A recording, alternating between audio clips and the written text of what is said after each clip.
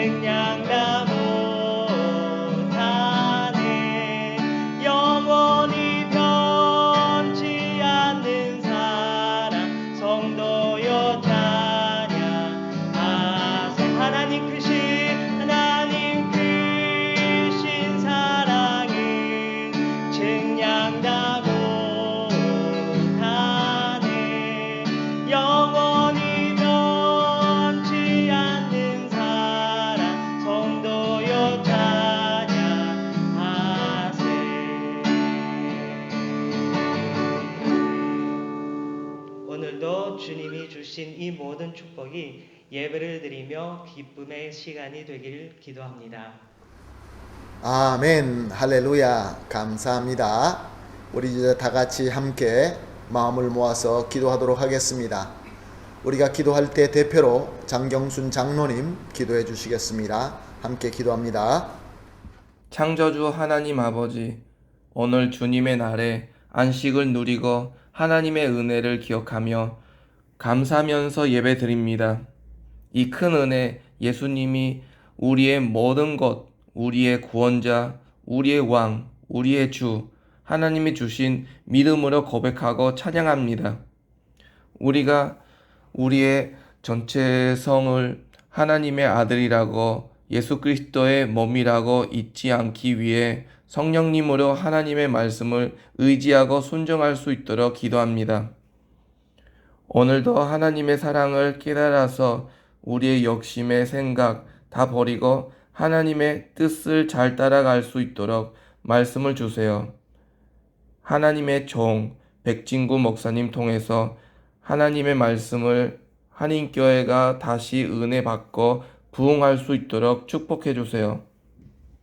한인교회 성도들 가운데서 몸이 아픈 형제들이 있습니다. 하나님의 능력으로 다들 건강을 주세요. 그 성도들의 더 많은 은혜와 사랑을 부어주세요. 이 팬데미아 때문에 많은 사람들이 두렵고 고생하고 있습니다. 교회 안에서 못 모이고 성도들이 같이 기도와 찬양을 못하니까 힘이 다 빠졌습니다. 그리고 많은 형제들이 이 세상의 재미로 예배가 우선권을 잃어버렸습니다.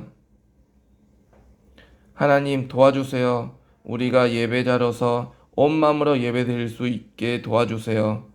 그리고 우리의 몸과 마음을 보살펴 주시고 예수님 안에서 모든 축복과 은혜를 부어주세요. 우리의 한인교회 학생들이 복음을 들을 수 있도록 우리의 목사님들, 전도사님들, 강사님과 성세님들 성령님으로 충만하게 하소서. 축복해 주세요. 예수님의 이름으로 기도합니다. 아멘. 아멘. 감사합니다. 우리 장로님의 간절한 기도가 우리 주 예수 그리스도의 이름으로 분명히 이루어질 뿐만 아니라 또한 큰 열매, 좋은 열매 많이 맺을 줄로 믿습니다. 오늘 우리가 함께 보실 하나님의 말씀은 마가복음 13장 1절, 2절, 2절 말씀입니다. 마가복음 13장 1절과 2절 말씀 함께 봅니다. 예수께서 성전에서 나가실 때 제자 중 하나가 이르되 선생님이여 보소서 이 돌들이 어떠하며 이 건물들이 어떠하니이까? 예수께서 이르시되 내가 이 큰 건물들을 보느냐? 돌 하나도 돌 위에 남지 않고 다 무너뜨려지리라 하시니라. 아멘. 사랑하는 성도 여러분, 성경에서 우림과 둠빔이라는 말을 들어보셨습니까? 성경에 우림과 둠빔이라는 것이 있습니다. 그것은 뜻으로는, 의미로서는 빛과 완전함이라는 뜻을 가진 말인데, 제사장들이 앞에 가슴에 흉배라고 하는 주머니에 넣고 다니는 돌들이었습니다. 그것은 하나님의 뜻을 판결하기 위하여 제비와 같이 사용했던 것입니다. 그 둘 중에 하나를 뽑아서 그것으로 말미암아 하나님의 뜻을 아는 도구로 사용했습니다. 그러면 법궤가 무엇인지는 아십니까? 아마 다 아실 줄로 믿습니다. 시띠나무로 된 금으로 입힌 나무 상자에다가 뚜껑, 금으로 된 뚜껑, 천사 모양, 그룹을 모양으로 한 그러한 궤입니다. 그 안에는 십계명이 새겨진 돌판과 또 만나를 담은 항아리와 아론의 쌍난 지팡이가 들어있습니다.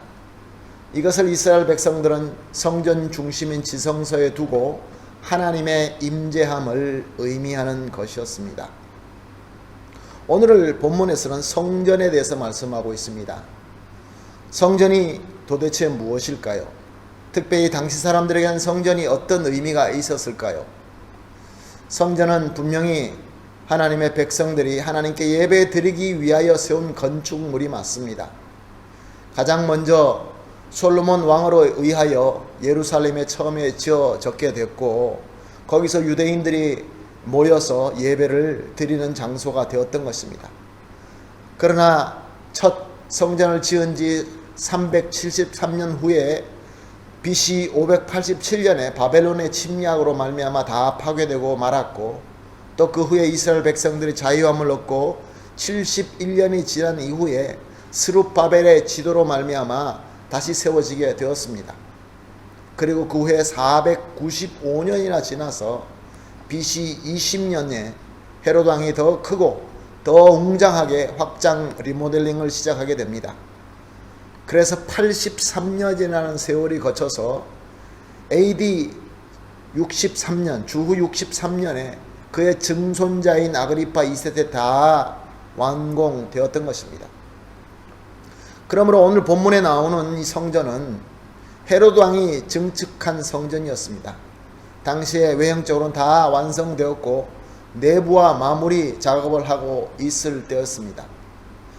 이렇게 처음에 여러분들에게 말씀드린 것처럼 우림, 둠빔, 법궤, 성전 이런 것들의 공통된 점이 무엇일까요? 이것은 모두 다 하나님의 임재함을 나타내는 아주 특별한 물건이라는 것입니다. 그리고 또 하나의 공통된 점은 지금은 존재하지 않는다는 것입니다. 저는 이런 생각을 해봅니다. 만약에 지금까지도 우림과 둠빔이나 법궤나 성전 같은 것들이 존재하고 있다고 한다면 어떻게 될까 생각할 때 수많은 사람들이 거기를 찾아가서 그것을 숭배하며 그것들이 우상이 되지 않을까 그런 생각을 해봅니다. 오늘 본문 말씀을 보게 되면 1절에 예수께서 성전에 나아가실 때 제자 중 하나가 이르되 선생님이여 보소서 이 돌들이 어떠하며 이 건물들이 어떠하나이까 라고 묻고 있습니다. 이 똑같은 이 내용을 마태복음 24장 1절에는 예수께서 성전에서 나와서 가실 때 제자들이 성전 건물을 가르쳐 보이려고 나오니 라고 기록되어 있고, 누가는 누가복음 21장 5절에 어떤 사람이 성전을 가르쳐 그 아름다운 돌과 헌물로 꾸민 것을 말하며 예수께서 이르시되 라고 기록하고 있습니다. 자, 이 모든 이 기록을 통하여 우리가 그 당시 제자들이 느끼고 있던 그 마음과 그들의 뜻이 무엇인지 우리가 알 수 있습니다. 예수님께서는 성전에서 유월절을 지키기 위해 찾아온 수많은 사람들에게 복음을 전하시고 성전을 나가고 계셨습니다. 그런데 예수님께서 지금 계속 말씀을 전하고 또 유대인의 지도자들과 여러 가지로 또 이렇게 말씀으로 서로 이렇게 다툼도 있고 하면서 이제 나갈 때 그 웅장하고 어마어마한 성전에 대해서 예수님께서는 아무 말씀도 하지 않으셨습니다. 아름답고 큰 돌로 세워졌고 웅장하게 지어진 그 건물에 금, 은, 보화로 아름답게 꾸며진 환경이 있고 거기에 또 엄청나게 모여서 드려져야 될 제물들이 있고 엄숙하고 질서 정연하게 드려지는 의식들도 있었을 것이고 이로 말미암아 수많은 사람들이 감동을 받고 있었는데 예수님은 거기에 대해서 아무 말씀이 없었던 것입니다. 제자들도 역시 마찬가지로 성전의 웅장함과 화려함에 압도되어 있었던 것입니다. 그래서 예수님이 이제 나가시는 것을 보시면서 예수님, 선생님 좀 보십시오. 이 돌들, 이 화려한 건물들, 헌물들, 저 은혜 받고 있는 사람들 굉장하지 않습니까? 예수님 여기 이것을 보시고 무엇이라도 한마디 하셔야 되는 것이 맞지 않습니까? 이렇게 질문한 것입니다. 그래서 예수님의 반응은 무엇입니까? 오늘 본문 2절을 보니까 예수께서 이르시되 내가 이 큰 건물을 보느냐? 돌 하나도 돌 위에 남지 않고 다 무너뜨려지리라 하시니라. 이 똑같은 이 부분을 마태복음 24장 2절은 이렇게 기록하고 있습니다. 대답하여 이르시되 너희가 이 모든 것을 보지 못하느냐? 내가 진실로 너희에게 이르노니 돌 하나도 돌 위에 남지 않고 다 무너뜨려지리이다. 마가복음은 이 큰 건물을 보고 있느냐라고 기록하고 있고 마태복음은 너희가 이 모든 것을 보지 못하느냐라고 기록되어 있습니다. 자, 예수님은 이 말씀을 어떤 의미로 어떤 뜻으로 말씀하신 것일까요? 예수님께서 무엇을 지적하고 있는 것일까요? 저 성전의 건물은 비록 웅장하고 아름답게 지어졌지만 수많은 사람들이 찾아와서 엄숙하고 멋있는 의식을 치르고는 있지만 진정한 성전이 되기 위하여 거룩한 장소, 하나님과 만날 수 있는 그런 장소가 되기 위하여 그의 본질인 거룩함, 즉 하나님의 임재하심과 또 백성들과 함께 교감하는 것이 빠져 있었다라는 말씀인 것입니다. 너희들은 도대체 무엇을 보고 있느냐? 만민이 하나님과 만나 교감하는, 만민이 기도하는 집이 아닌 것이 보이지 않느냐? 탐욕과 부패와 거짓으로 가득 찬 강도의 소굴이 되어 있는 것이 보이지 않느냐? 이것이 바로 예수님의 말씀인 것입니다. 너희들은 왜 본질을 보지 못하고 껍데기만 보고 있으며 왜 외적인 요소로만 거기에 탐복하고 있느냐라는 예수님께서 하시는 말씀인 것입니다. 그래서 예수님께서 무엇을 선포하십니까? 돌 하나도 돌 위에 남지 않고 다 무너뜨려지리라. 사랑하는 성도 여러분, 성전은 AD 63년에 다 완성이 됩니다. 그래서 그때 최고의 웅장함과 화려함을 자랑합니다. 그러나 3년도 채 못 되어서 로마로부터 성전에 있는 금고를 다 몰수당하게 되고 또 그 후로 4년 후에 AD 70년에는 지금 우리가 예루살렘의 서쪽 벽만 남아있는데 그것만 남겨놓고 성전 자체는 완전히 파괴되고 2000년이 넘는 시간이 지났는데도 불구하고 아직도 세워지지 않는 것이 현실인 것입니다. 사랑하는 성도 여러분, 오늘 본문 말씀이 우리에게 주시는 메시지가 아주 강력하고 또 특별합니다. 사랑하는 성도 여러분, 왜 하나님께서는 우리에게 이 예루살렘의 화려한 성전을 허락하지 아니하신 것일까요? 우리에게는 예수님에 대한 유물도 하나도 남겨진 것이 없습니다. 예수님의 십자가, 심지어 예수님이 입고 있었던 옷들, 그의 유물들, 이런 것들이 하나도 남겨져 있지 않습니다. 가끔 가다가 뉴스에 예수님의 머리에 썼던 가시가 발견되었다, 옆에 찔렀던 창이 발견되었다, 예수님을 시체를 덮었던 어떤 그런 천이 발견되었다. 그렇지만 과학적으로 하나도 증명되는 것이 없습니다. 성경은 어떻습니까? 성경도 마찬가지입니다. 원래 처음부터 하나님께로부터 영감을 받아 기록된 성경의 오리지널은 존재하지 않습니다. 왜 이렇게 성전, 법궤, 성경, 십자가 이런 것들이 하나도 남겨지지 않고 완전히 파괴되거나 없어진 것일까요? 하나님께서 능력이 없어서 그런 것들을 남겨놓지 않으신 것일까요? 저는 그렇지 않다고 봅니다.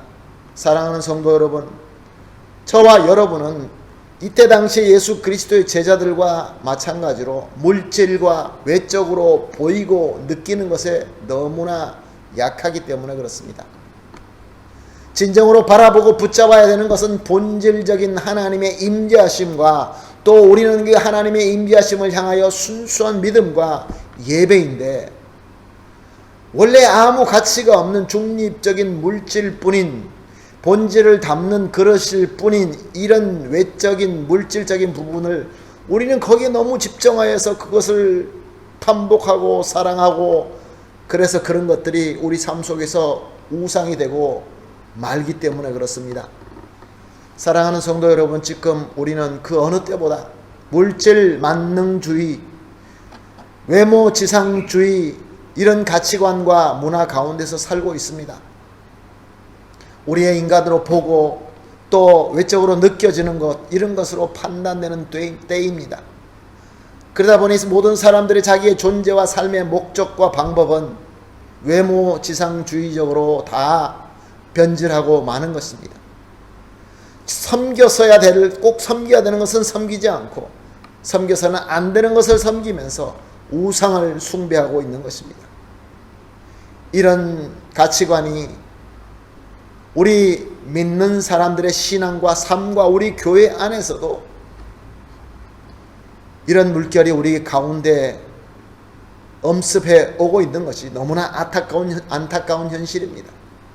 우리가 무엇을 보면서 그 사람의 믿음이 좋다라고 이야기하고 복을 받았다라고 우리가 판단하고 어떻게 하는 것이 교회가 부흥된다라고 얘기가 되고 있는 것입니까? 사랑하는 성도 여러분, 참 진리와 참 하나님의 인도하심과 교감으로 그것이 참 은혜가 되고, 그래서 예수 그리스도가 우리 삶에서 진정으로 참 주인이 되시고 구세주가 되셔야 하는데, 이런 것들보다, 이런 본질적인 것보다 오직 껍데기인 물질과 외형과 의식이 우리의 숭배 대상이 되어버리고 있지는 않습니까? 예수님께서는 말씀하십니다. 돌 하나도 돌 위에 남지 않고 다 무너뜨려지리라. 이것이 우리 예수님의 마지막 결론인 것입니다. 판결인 것입니다. 사랑하는 성도 여러분, 지금 저와 여러분이 살고 있는 이 시대는 쉽지 않는 시대입니다. 지금은 우리가 전염병으로 많이 힘들어하지만 앞으로 성경에서 예언되어 있는 말씀에 말세에 다가올 여러 가지 어려움을 우리가 볼 때 정말로 우리는 진정으로 깨어서 본질을 바라보고 있어야 될 줄로 믿습니다. 그러므로 기도합시다. 지금 우리가 기도하면서 이렇게 기도합시다. 내가 내 스스로를 한번 살펴봅시다. 나는 진정으로 내 자신과 내 삶과 나의 신앙을 과연 무엇을 중심적으로 바라보고 간구하고 있는가? 혹시 파괴되고 없어질 세상의 것을 바라보면서 그것이 중심이 되어서 그것들이 나에게 우상이 되고 있지 않는가? 아니면은 영원한 하나님을 바라보면서 하나님의 나라와 주 예수 그리스도가 진정으로 나의 유일하시고 충분하신 구세주가 되어서 그 영원한 것을 바라보면서 살고 있는가?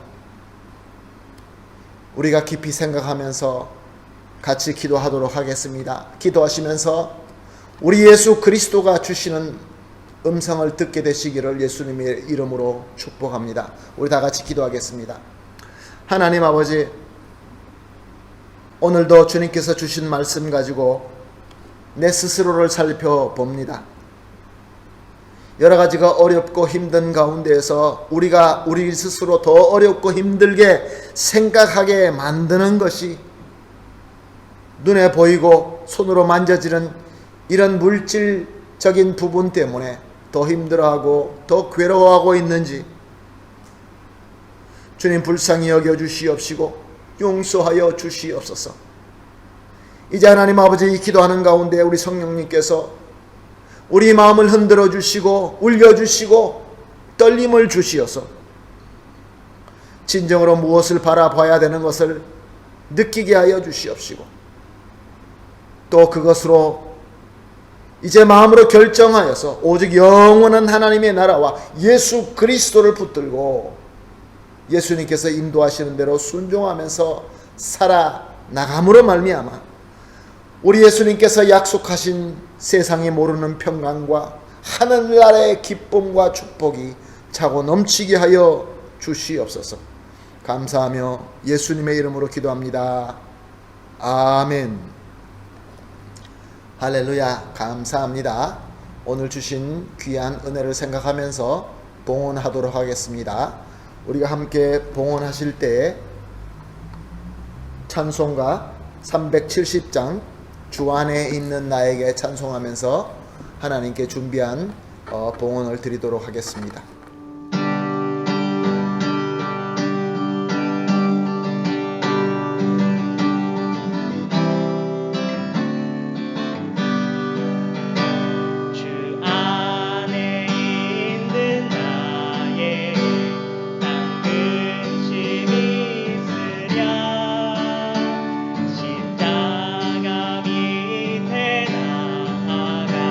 내 짐을 풀어내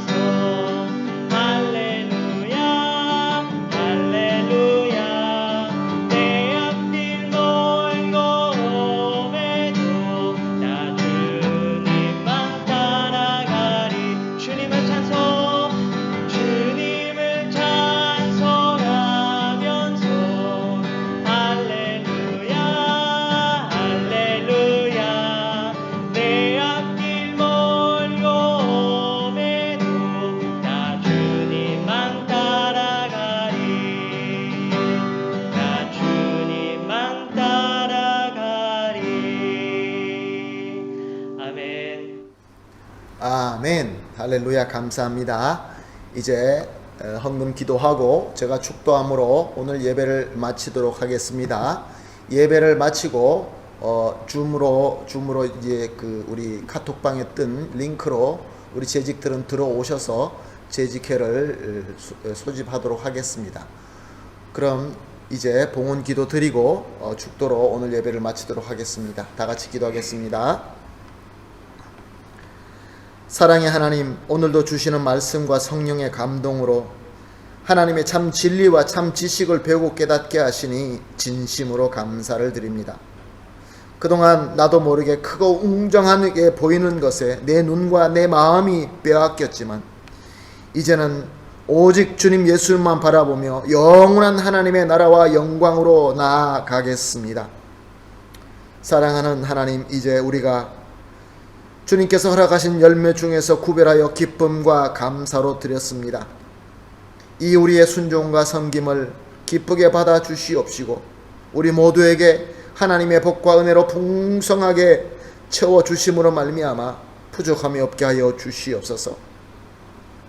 봉헌과 함께 간절히 드려지는 기도가 있습니다. 하나님 응답해 주시고 항상 주님 안에서 형통하게 하시고 항상 기쁨으로 감사할 수 있게 하여 주시옵소서.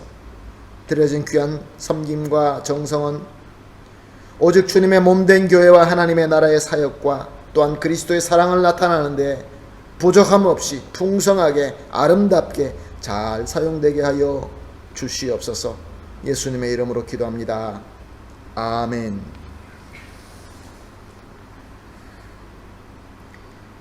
이제는 우리 주 예수 그리스도의 극진하신 은혜와 우리의 주권자 되신 하나님 아버지의 무한하시고 완벽하신 사랑과 항상 함께 하시는 성령 하나님의 충만하게 임재하시고 교통하심이 이제 우리의 모든 삶과 신앙의 영역에서 성령 충만하심과 감동하심에 순종하기를 간절히 소원하며 눈으로 보이는 것을 포기하고 영원한 것을 바라보며 살기를 소원하여서 머리 숙이시는 우리 모든 성도님들과 그의 귀한 가족들과 연관된 모든 분들과 하시는 일 그리고 우리 교회 위에 지금으로부터 영원토록 함께 있을지어다.